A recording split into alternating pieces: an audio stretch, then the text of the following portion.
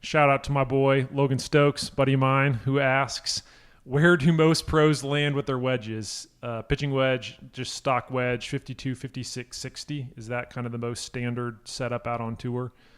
I mean, I think it is. I think most I'd say pros, so, yeah. Yeah, most pros are probably going in that sort of a, 4 degree loft gap range. I think that's pretty standard. You'll see some players deviate a little bit from that. I know Rory's kind of gone back and forth between like a 3 and a 4 wedge setup, but depending on the golf course. But yeah, I think that's pretty standard. Would you guys agree? Yeah, unless you go 3 wedges, then you're going 54, 60, maybe 54, 58. But yeah, if you're going 4 wedges, that's just pretty standard. Yeah, it's a layup. So how this applies to the everyday dude, I wouldn't really mirror a wedge setup for a tour player for the average golfer. I really wouldn't. Why? And the reason is because of the pitching wedge loft that the average golfer is playing. The average pitching wedge loft is you're looking at 45, 44, some products even 43 degrees of loft.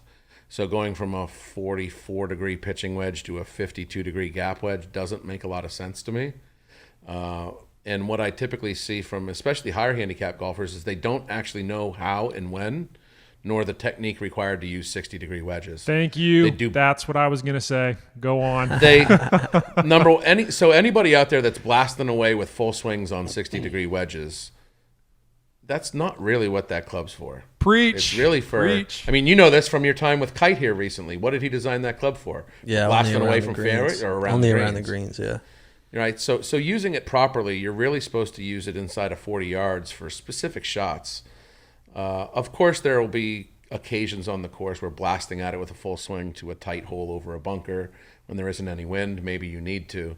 But the vast majority of most shots with that club should be used with half swings or even shorter.